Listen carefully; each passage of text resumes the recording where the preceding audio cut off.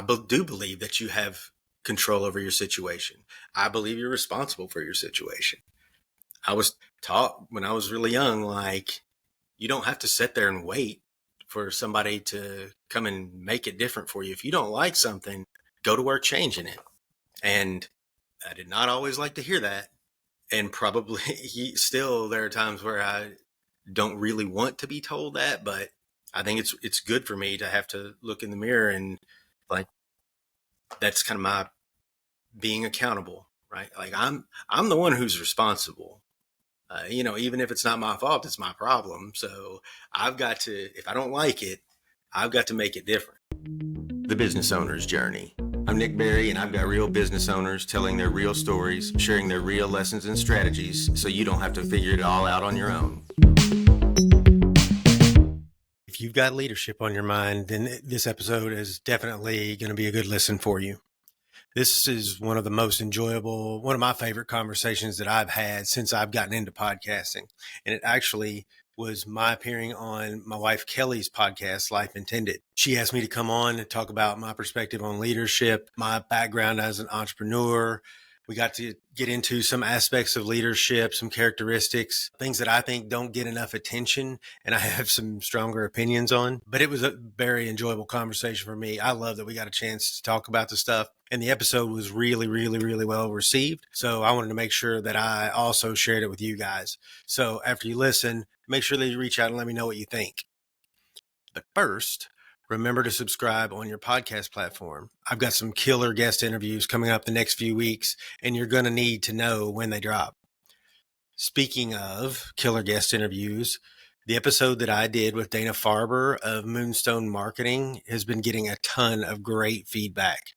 If you're a new listener or if you haven't heard that one yet, I would hit that up next.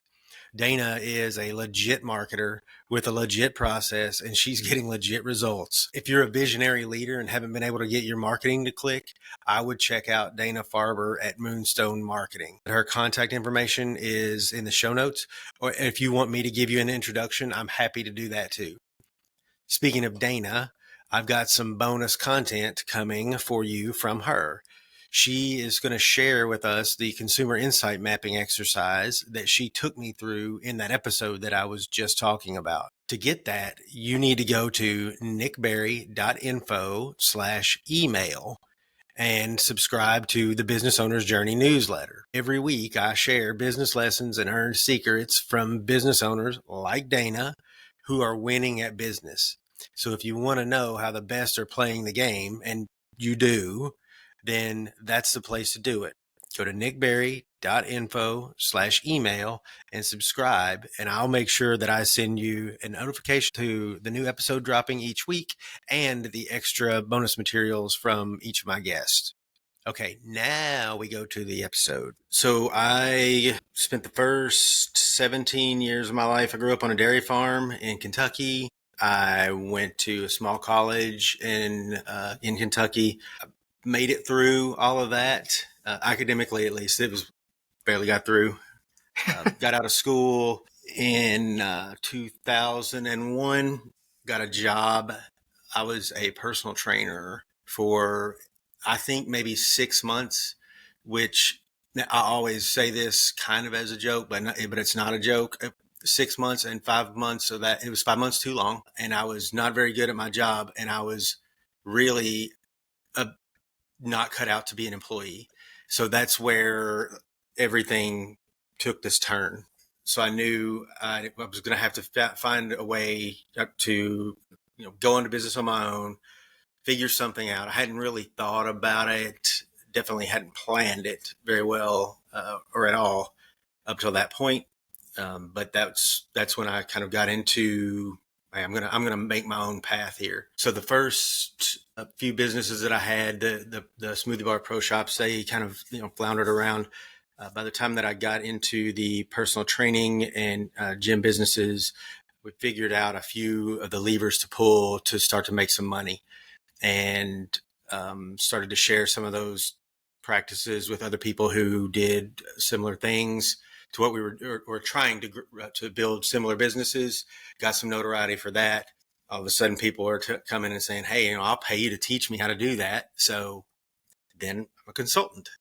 And things kind of took off from there. And then it was starting to create information product based businesses with consulting clients, kind of built out this portfolio of businesses, grew that up to, I think the most that we ever had at one time was 11 operating businesses. I think our staff, we got up to maybe 45 people. And at that time, we started to get more recognition, made the Inc. 5000 several years.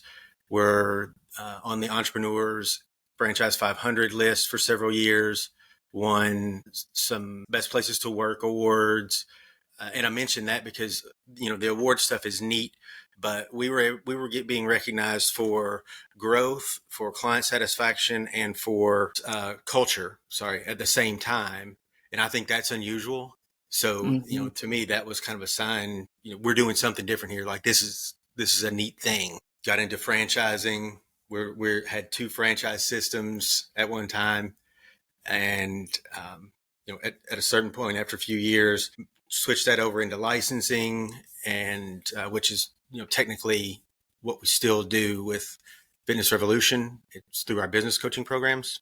What have I left out? I think what you said about doing those 3 things well, you had kind of this set of, I would say, principles that you were running the businesses by. You wanted to be the best place to do business with. You wanted to be the best place for people to work. And there was one other I'm blanking on right now, but it was like, that was your intention with the business. Right. So to be able to be recognized for that, I think was just like validation that you were doing those things well. Yeah, we had the 3 wins. Remember? So instead of it being like win-win for us and clients, it was always 3 wins. It would be us and a client, and either like there's always a third party, right? It was either their client or another partner or affiliate of ours. There's always somebody involved where we just try to make sure that the whole is always going to be greater than the sum of the parts. If you think about it that way and approach it with that intent. Yeah.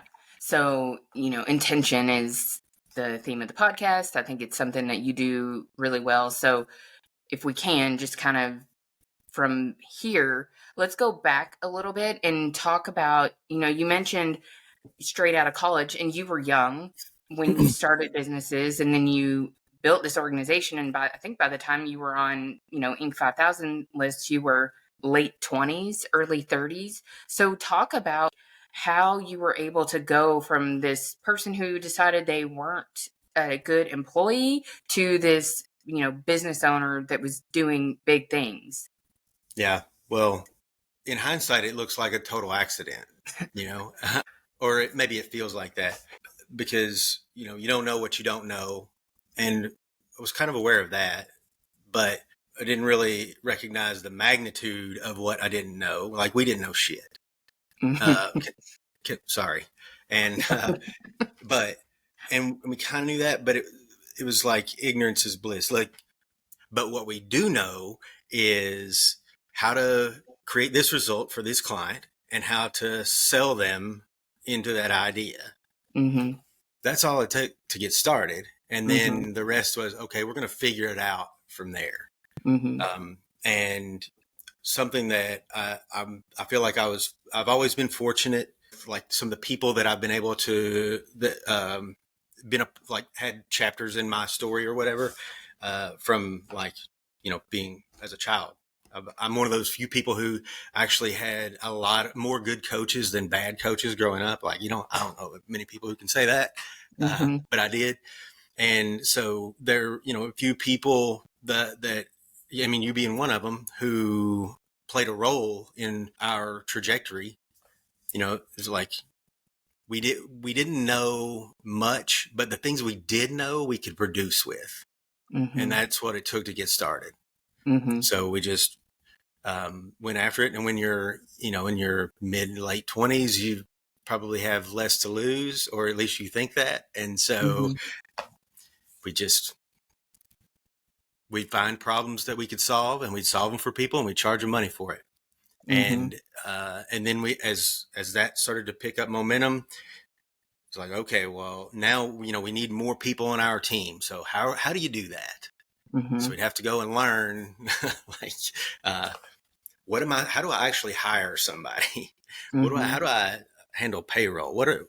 How do the grown-ups do this when they're trying to build a business? So things like that, you can figure out. Mhm. Well, we figured them out as we went. Yeah. So, two things there I'd like to dig into a little bit more. You've always just really had this, I will say, value or something in you that finds being a part of a team really, really important to the degree that you've invested a lot of what you've done over the years has been geared towards building a team and getting that team to produce results. So, where does that come from? And why do you think that's so important? Well, so why I think it's important is there's the saying, if you want to go, what is it? If you want to go fast, go alone. If you want to go far, go together. And I like, there are a lot of like cliche and things that you can say, but like, I truly believe you can just do a lot more if you've got more of the right kind of minds together. Mhm. So I know whenever I've been at my best, it's been because I was surrounded by like the right minds, the right people. Mhm. Yeah, it just works for me, and I think that it can would work that way for just about anybody if they truly believed that and committed themselves to making it that way. Why I'm that way, I'm not. I don't know for sure, but I mean, the majority of my life growing up, where I was in like is basically two environments where it was pretty important that you were able to like work together with people, and uh, the more you're able to make the whole greater than the sum of the parts, the higher the likelihood of success, whatever that looked like. Growing up on the farm and like playing sports, baseball.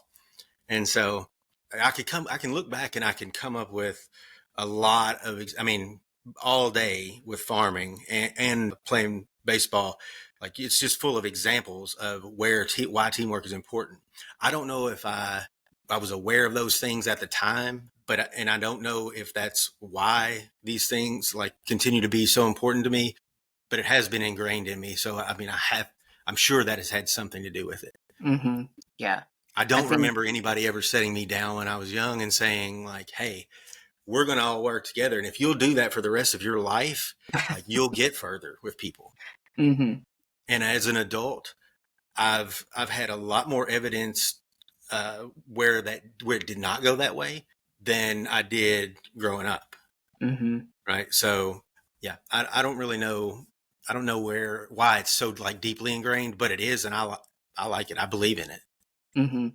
Yeah. And so I guess to add a little bit to the story, and so everybody listening knows, Nick and I have been married. We just celebrated our 17th wedding anniversary. So we've been together a little bit more than 18 years. So of his 2 decades of experience, I have been in the picture for most of that. And then 11 years ago, I started working with Nick. So I've had, when I said it, I've had a front row seat, I really have. So I've been part of this team and been a part of the culture and the business for a long time.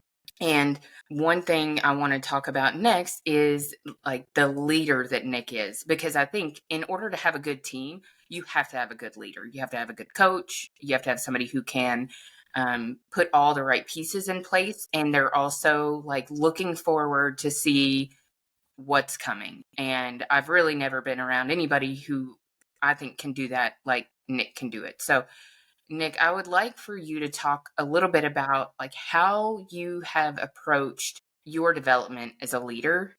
And I know that's a very broad question. So I guess just talk about what being a leader means to you. And then we can talk through some of the ways that you go about developing and being someone who sees leadership as like this ongoing thing that you're always developing. Okay. Well, now at this point in my life, I think I look at leadership as, it's my role in the room, whatever that might look like. A lot of times in the business context, I'm the decision maker. So I want to be good at that. That's a hard. I don't think you can just wake up, fall out of bed, and accidentally be a good decision maker as a business owner. I think it's a thing that needs to be worked on. And when you think about that, if you haven't been taught that or mentored or coached on it, then it's a little bit, it's a unique angle to look at it from. I think 10. So now leadership to me is more about like the thought process and that perspective. 10 years ago, I probably would have just, described it more in terms of like the actions. And 10 years before that, I don't have any idea how I would have described it. I think there are probably some things that I've done intuitively. I feel like they're intuitive as an adult that I owe to seeing leadership firsthand as I was growing up. I think my parents like demonstrated some like good leadership characteristics that have stuck with me. And then I mentioned the coaches that I had that I've just gotten to see firsthand. Like this is how you can be like this, or you can be like a lot of other ways. You have a choice to make. Which one do you want to aspire to be? Right. So I had some good examples around me that I could choose from to kind of like create my aspirational vision for myself. Okay. So I'd like to talk then about like the more recent and how your thought process as a leader, because I think that's where there's just like a lot of things to share that people can take and become aware of how they approach things, and maybe even use some of the exercises that you've created, or just actual things that you do to kind of improve how they lead or even approach leadership. So there's a few things that I know that you do, and then you can add any of the others. But one thing is like you're always thinking about like your opportunities and intentions, and you talk about that a lot. So can you explain what that is and how you do it? Yeah.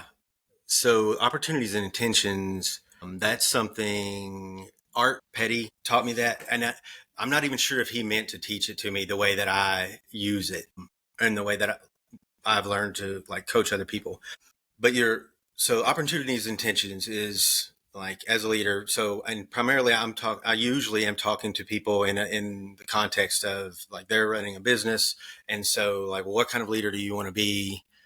We've talked about that. And then like, how are we going to bring that to life and on a bigger scale, but then also like on a day-to-day basis. And so opportunities and intentions is more of like the smaller scale type of exercise. But you start your week out, kind of forecast, look at like what's ahead of you.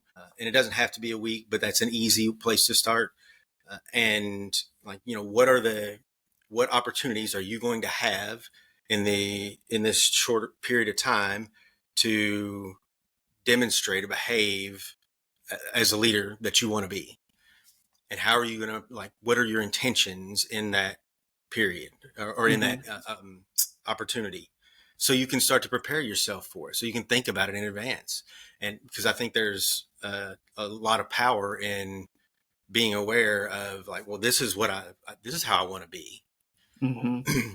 And so with opportunities and intentions, let's say that maybe you have a staff meeting coming up this week. You have a one-on-one with a staff member who maybe has been like struggling with a challenge, or you've been struggling with them. Maybe you have a client or a prospect meeting, but it could be anything. It could be a presentation. It could be just networking. It really doesn't matter what it is. The point is you identify like, well, what am I seeing as an opportunity here? And how do I want to show up as a leader? And start to prepare yourself for that. So if I'm thinking about doing a presentation at one of our conferences, then I know I need to think about being a certain way. That's pretty different from if I know I'm going to have a conversation with a staff member who has really been struggling, or I've been struggling with them. Mm-hmm. So I've got to get mentally prepared to for either of those scenarios. And it doesn't take near as much work when you're in the moment if you've thought about it in advance. And it Mm-hmm. doesn't mean you're going to be perfect. It just means you're able to go into that and be intentional. I didn't feel this way before I started using this tool, but now if I don't use the tool, I can tend to feel aimless or like accidental, like I'm just rolling the dice, Mm-hmm. right? And so it's kind of empowered me to be able to like manage myself better and Mm-hmm. prepare for those situations. And I think I probably handle situations pretty good most of the time, even if I'm not prepared. But this has let me grow from one situation to the next much faster than I ever would have before. Yeah. So how do you think when you coach a business owner on this, what parts of this do you think that they struggle with the most? Probably the hardest part for them at first is seeing this as their job. Mm-hmm. Most of the time, particularly in smaller businesses, they, production work is the job. When we've talked a lot, you and I, about them feeling like they can't do their job because they have to manage people when managing people really is the job. Mm-hmm. So it's getting a business owner bought into the idea that like being a leader is your job, and the way that you think about leading is one of the most important elements of that. It's like if they're kind of predisposed to it, it's not that hard to get them to their attention to it. But if it doesn't click pretty quick, it's very hard, Mm-hmm. Yeah. very hard. It's like Yeah. they weren't. It's a foreign concept. I know I'll just like speak to this personally because I know I've struggled with this and you and I have had conversations about this. It feels like a whole nother thing, and it feels like it takes up a lot of space, and you struggle to feel like you have enough bandwidth to like add this to your plate. It's like Hmm. I'm thinking about so many things, like I don't have time to think about add this other thing that takes, like especially at first, just not easy thought processes when you're trying to just think about like who's going to be there, how do I want to be, how do I want them to see me, how do I, what are they It's going to be thinking it's about? complex, right? It is There's a complex. lot. Hmm. Yeah. And so, I know for me that I always struggled with just feeling like I don't have enough time and bandwidth and space. Not only am I thinking about like all the bazillion things we have going on at work, but when I'm not thinking about those, I'm trying to think about all the bazillion things I have going on at home and all that stuff. But the thing that I have learned over the years, when you do this and when you're consistent and as you develop and get better at it, like it frees up more space because you have less of the other stuff that just fills your mind and your thoughts, that are just so much more reactionary. Right. And you Yeah. get faster with it. It takes less energy to come up with, to set your intentions. It's habitual. Mm-hmm. And I think, you know, so it's hard at first. It's a challenging thing to get your head around because of the complexity, but with good coaching, like that should make it Mm-hmm. much easier.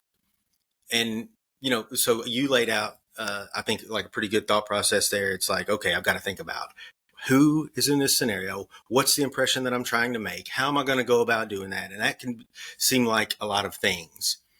But really, if we go all the way through that thought process, at the end of it, we're not really trying to script out something, right? We're Mm-hmm. really trying to get you to where you can say, okay, Kelly, you're just going to go in there more relaxed, make sure you're present, communicate well. Mm-hmm. Like, the most important thing for this person is they want to be heard. Make sure that you go in there and you're listening. Mm-hmm. And that's not all that complex, right? You know how to do Right. that. It's just the process that we walk through to get there, to make sure that you are intentional in the right way. Is It takes a little bit of learning, but it's like anything. You can overthink it if you choose to, but if you can Mm-hmm. kind of like drop the rigor and think, we don't have to script out every movement, every breath.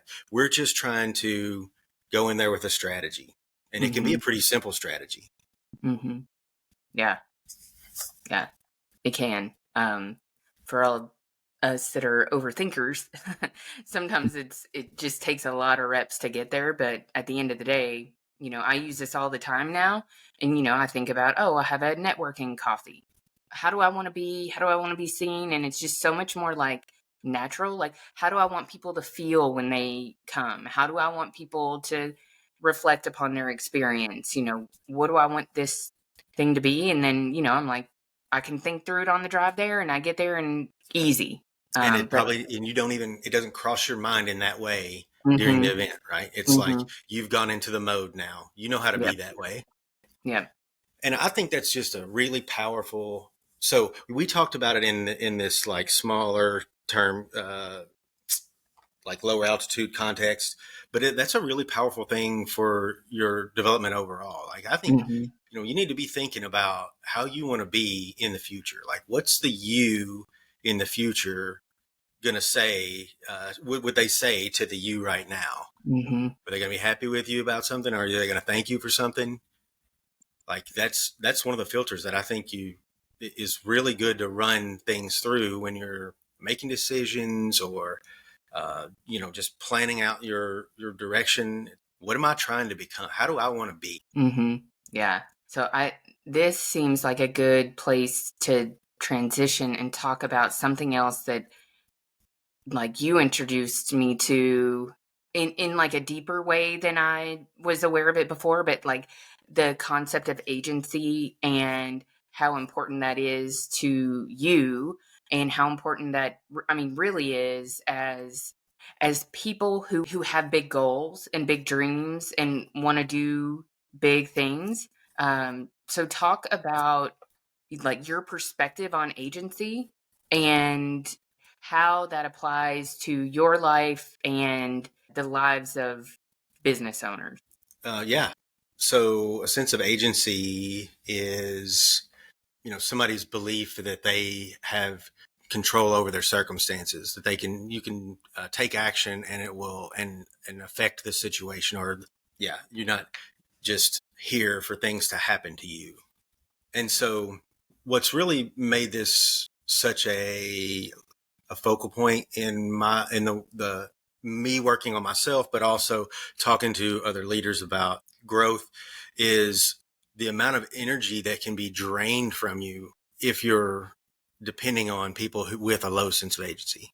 Or maybe a better way to say it even is like if you're not calibrated well with the other people who you're involved with. Maybe if you're a dictator, you may be just fine with a room full of low agency people, but like that doesn't make a team for me, right? Mm-hmm. So if I have a team of people who are essentially victims of circumstance, like that's not a very good team for me.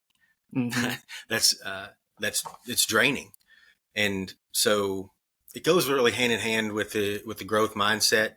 It's like that. I know it's important for me to create a support system around myself, like the right kind of support system to elevate and help me reach potential rather than like tugging downward. And accountability and like having a growth mindset and a sense of agency, like those are the ingredients that like create that type of environment for me, because I do believe that you have control over your situation. I believe you're responsible for your situation. I was taught when I was really young, like you don't have to sit there and wait for somebody to come and make it different for you. If you don't like something, go to work changing it. And I did not always like to hear that. And probably still there are times where I don't really want to be told that, but I think it's good for me to have to look in the mirror and like that's kind of my being accountable, right? Like I'm the one who's responsible. Even if it's not my fault, it's my problem. So I've got to, if I don't like it, I've got to make it different. Yeah. I think, when I've been talking about this podcast and the reason I want to do it, this concept right here is something that is the driver for it. I think it's so important for people to like stop and recognize like, are they sitting around being a victim to their circumstances, or are they like trying to figure out how to change their situation? And I think until you stop and reflect on that, you may not even realize which of those camps that you're in. You may have come from a family or circumstances where, like everything just happens to you. Like you always have bad luck, you just one thing after another. Or you could have come from a family who just teaches you that, kind of like what you're saying, like you don't like it, you're totally in control of making your situation different. And until you stop, think about, and realize like what that means to you to have that personal agency or to have that empowerment, you kind of can feel really stuck, or just Hmm. really like you're just unable to get out of your situation, or unable to really live a different life than maybe the one that you're currently living. And the Hmm. reality is that's just not true. Yeah. And if you think about, so when we talk about this, like your control of a situation versus being a victim, this is, I don't look at this is not like a Tony Robbins, like you can do it kind of thing. I think, what are the 3 R's of high agency? It's like the characteristics of someone who's high agency. It's resilience and resourcefulness and is it reliability, something like that. Yeah, I don't Like, think remember. about that. Those are characteristics of people you just like. Mm-hmm. They're just good to be around. Mm-hmm. So, it's not, and that's not a Tony Robbins, like, or a cheerleader, or like this overly, positive, trying to convince yourself that everything's happy. It's not that at all. It's like Mm-hmm. you have control when you're resilient, when you're resourceful, when you like look around and okay, well, if this door, so another one of the characteristics of agency, now that we're talking about it, is when you are told something can't be done, is that a dead end, or is that more of a challenge? Like, oh, Mm-hmm. really? Like, how? Well, then what can I do?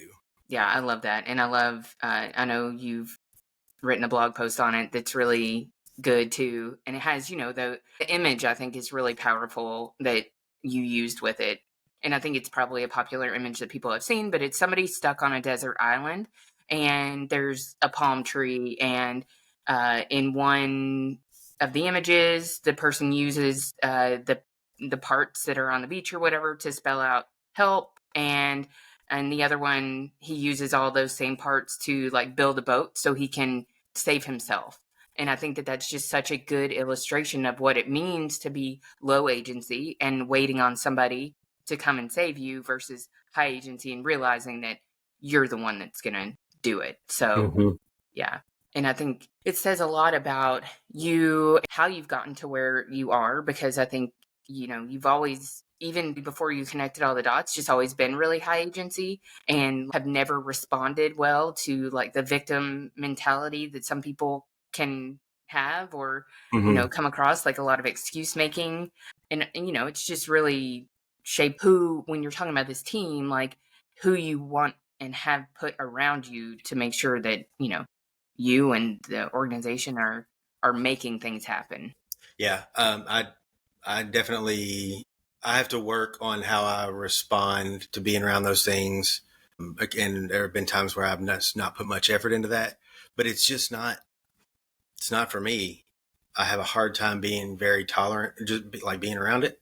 Some of that's probably just me trying to protect something that I think is a strength of mine. Hmm. I don't, I think the way that I treat my own accountability is a big part of who I am, and what helps me keep growing into the version of myself that I want to be. And I want to protect that. I don't want to lose that edge. I don't want to start to be okay with not being accountable. Hmm. And I also, I think I'm pretty disciplined. I think there's a difference in my mind in being, you can hold yourself accountable and still be compassionate, right? I Hmm. think. And I think that gets blurred a lot. I think I can say things to myself that I'm just fine. If I came up short on something, I mean, I'm not happy about it, but I see it as, okay, that one's in the books. Now I've got to figure out how to do better with the next one. I don't need it sugar coated. And I don't think that makes it mean where I'm not being compassionate enough to myself. Right. But I think that there are a lot of people who have a hard time with just the delivery of those messages, either internally by themselves or Hmm. from an outside party. And yeah, I don't relate very well. Well, it's a hard thing for me to relate to, right? Mm-hmm. I don't have that same struggle to that Mm-hmm. degree, I don't think. Yeah. So talk a little bit more about accountability and like how that plays a role in your like what you do personally in your development. Well, so for somebody whose growth and self-improvement is important to them, I think your how you treat accountability, like those are the rungs on the ladder. And I want to get the most out of each step that I can. And so if I'm accountable to what I've committed to doing and the direction that I'm supposed to be going, though those rungs are a little further apart and I can push off of them, like I can take bigger steps from them, right? It gives Mm-hmm. me a better foundation to take the next step. But if I'm not accountable, it's kind of like can't really think of a substance that the rungs would be made of, but they would not, you couldn't push off. They wouldn't be a very good foundation to take a step from. Mm-hmm. And to me, that just undermines the goal of reaching your potential if you're not using points of accountability as stepping stones for growth. Mm-hmm. So do you see a pretty big difference in the business owners that you've worked with over the years in how they view accountability and the progress they make? I think what you're asking is, do I see that manifest in different ways in them? Yeah. Yeah. Yes, but it's probably exactly what you'd expect. Mm-hmm. There are people who get it, and they're like further on the side of the spectrum than I am, and then there are people who it are, you can say that they're not wired for it, or they're not, cut out to be business owners, but it's an accountability thing. Mm-hmm. They don't see that they should be taking responsibility for the situation. Mm-hmm. And I mean, it's like kind of sucks the life out of me to when you see people putting more effort into having an excuse than resolving the situation. Yeah. So I know that there are like a number of other things that you do to work on yourself as a leader and how you think. And one of those things is you intentionally seek out like challenging or hard things to do. So tell us a little bit about what that looks like. Well, yeah. I mean, I'm not like an adventure junkie. It's not that kind of, not like skydiving and stuff. But Hmm. yeah, I think that like that's healthy. I think that's a good thing for me to do, and it's a good way for me to be. I like to do things that challenge me, and what that looks like has changed a lot over time. Yeah, I think it helps me strengthen like what look like my leadership muscles, right? Hmm. Discipline and accountability, and I need to be that way in all facets of my life for it to really work. And uh, and if I don't, then like I can't expect to be that way in one area, but then be a bum in Hmm. other areas, Hmm. right? So if it's I think you're talking about doing things like playing chess or memorizing cards or Rubik's cube, stuff like that. And I mean, I think they're good for your mind, for one. Like I do a lot of things to try to optimize for using my mind, and so doing challenging things like that, I think, is an element. But also just the discipline of this is going to take a long time, Hmm. and it's not going to bear fruit for a while, and it's going to be frustrating before it's rewarding, and there's a pretty good chance nobody's going to know about it. And I like that's a pretty pure exercise for me. Hmm. So I don't remember how long it took me to do some of those things, to like learn how to to do those things, but I know it was very good for me to have to stick with the process of learning it for the time that it took. Hmm. And I think it made, some of those things I know were during times where, the rest of my day, it was very long and stressful, and like maybe a not very great season in for like business. And uh, to add on something taxing, have made a commitment to myself that I'm going to learn this thing, and it's going to take I'm going to this activity every day until it's learned, and to have to stay disciplined and do it, was good for me. Mm-hmm. And I think it gave me energy at times where it I probably needed it, and instead of doing the opposite, because I think it fills voids in time that there are other things that I could do that would be easier, but I just don't think I'm going to get anything out of like watching television. um, you know, Yeah. so Yeah. yeah, those things. I mean, I like to, we've talked about this. I like to do hard things, and maybe to a fault. With work, like I like to do the hard things, and I sometimes I'm only doing hard things, and they may look, and I hope that some of them look easy, and I hope I uh, do them really well, but that doesn't mean that they're not hard, Mm-hmm. right? And so I think it's being able to practice that in different areas helps me apply it in all areas. Yeah. Yeah, for sure. So I'm gonna talk a little bit more about like what I've seen from my perspective when I've watched you do these things and kind of what some of these things look like, and the I guess the impact that they've had on me. So the things that I'm talking about that Nick has done, like he has memorized a deck of cards. When he told me he was going to do that, I had never heard of anybody doing it. I didn't know what it actually meant, and then I'm like seeing him work on it all the time, and he's having me like hold the cards and kind of quiz him and do the stuff. It's just Working like, on it's a what? really cool exercise. Oh, phew. Yeah. Not making a lot of friends sitting there memorizing a deck of cards, but Nope. I watched him do it. He decided when he was going to read 100 books. I think he did like Duolingo every day for 2 years learning Spanish. He's just the other day we were talking about chess. He plays chess. He has played a game every day for 5 years. Like the things that he's talking about doing, like he absolutely makes them a part of what he's done. The Rubik's Cube is another one. I can't remember what your goal was, but like solving it in a minute, a little over a minute or something. 88 seconds. 88 seconds. There you go. But these are all things that I just had like a front row seat to watch you work on them. And I think the important part of this story is like how these mindsets, like my mindset and your mindset, because you and I are very different thinkers. And we have a very different approach to a lot of things. And in a lot of ways, that's been very good for us. And in a lot of ways, it's been extremely challenging for us. But one of the things, like to watch somebody do this, it helped me see that like when somebody is good at something, it does not mean that it is easy for them. And I mentioned a few podcasts ago, that I had this big shift when I realized that I had a fixed mindset and started working on having more of a growth mindset.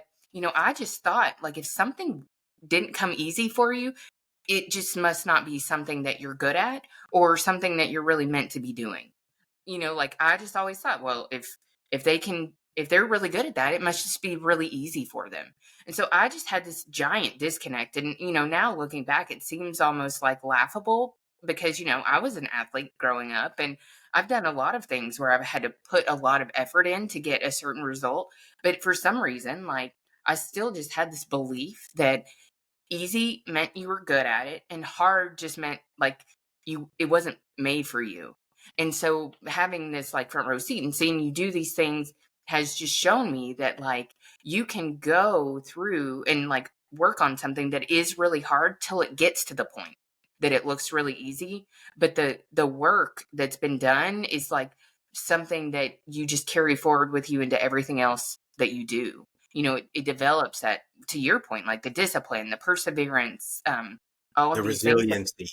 Yes, yes. And I think that this is just like a really, really good lesson or something like a good takeaway I would like for listeners to get. Like, just stop and think about like, are you doing hard things? Are you putting yourself in situations where you're challenging yourself? Or Are you choosing the easy way? And it goes back to that, like being comfortable or being uncomfortable, but you're just not gonna grow or change or improve if you're always doing the easy thing. Yeah, that's right. And that's like doing things like, working these puzzles or games or whatever. It was even doing them on at the end of the day, or whatever point during the day, on the hardest days, right? Like, Mhm. but sticking to it was my way of like strengthening my resolve Mhm. and resiliency, because I was going to need it somewhere at some point in my life. I'm going to need it to be that way, and that's Mhm. why, like, you've seen that it's old. It's the Will Smith down a treadmill Yeah. video. Yeah, like, I think I'm cut out for that. Like, Mhm. I can be here for the long haul on something, Mhm. because I've worked on making a commitment like that and holding myself accountable to it. Like, I don't plan on it being on a treadmill though, but Yeah. you know that. Yep. But yeah, like, when I'm committed, I'm in. Yeah. And we talk about that, and just the teamwork of our marriage. Sometimes I'm made for this, and I think what you're saying is like, this is what I've been training for. This is the type of Mhm. situation. You've said it a lot. Like, I'm the person you want on your team when shit hits the fan. I'm the one who can stop and figure things out, and it's not because that is just easy for you. It's because that's who you have worked to become. Hmm. Yeah, Yeah. and I've thought about it like that for, I mean, for as long as I can remember. Like, I was probably young enough that it may have been weird for Yeah. somebody to be thinking about, like, I'm not exactly sure how I'm going to be in all facets of my life, but I want the people around me to know that when the shit hits the fan, they know where I'm at and they know what they'll get. Yeah, I've always taken that approach. I may, uh, and at other times, I may be a little much, or I still have some edges that need to be like polished. But, yeah, but that's just kind of, like a testimony to the kind of a vision for yourself and thinking about how you want to be. And then over time, being able to shape yourself into that. Mhm. Yeah.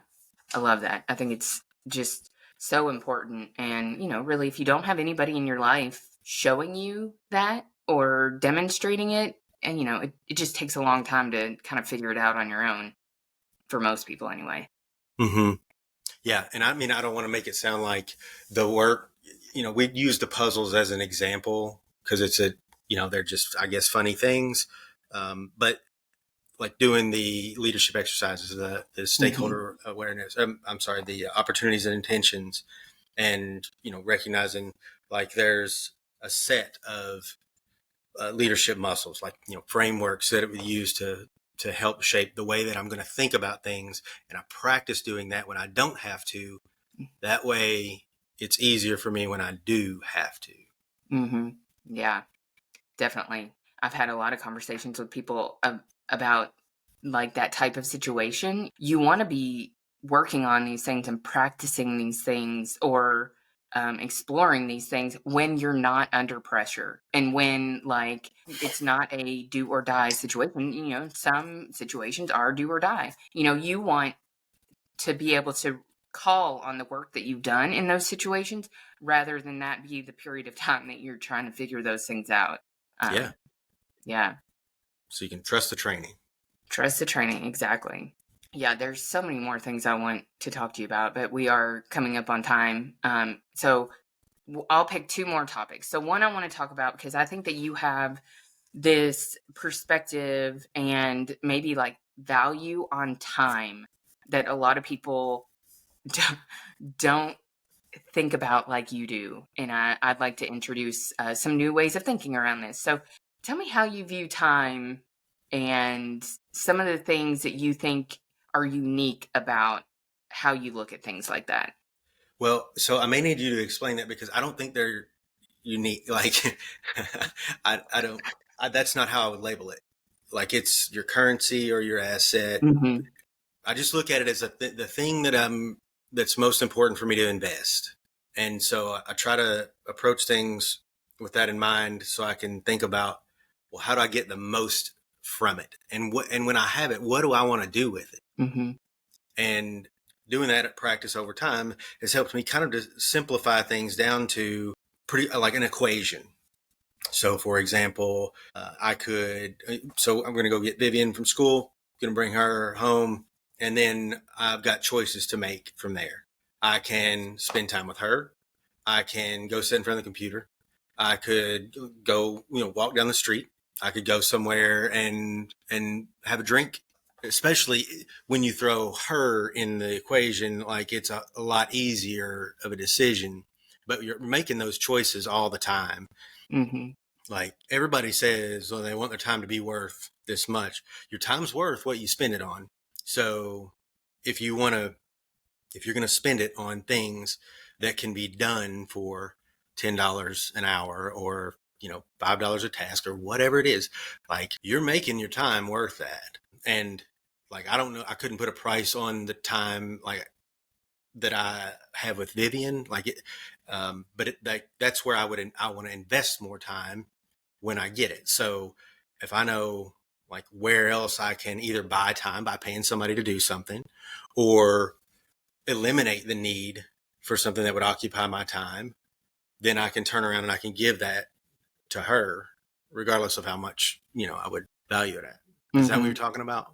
Yeah, exactly. And I think, what you do more so than I've seen from anybody else is that elimination piece. Like, I think a lot of people they understand the concept of like, like I don't want to be mowing my grass on a Saturday morning, so I'm going to pay somebody to do it. Or I don't want to be cleaning my house instead of going to my daughter's soccer game, so I'm going to pay somebody to do it. But I think what you do are like the elimination of these points of friction that, like just they may only take, like a minute here and a minute there, but those minutes add up and like the mental load of it adds up. Mm-hmm. Um so Yeah. that's So kind like of there are hmm things that I'm just like, I'm not going to live this way.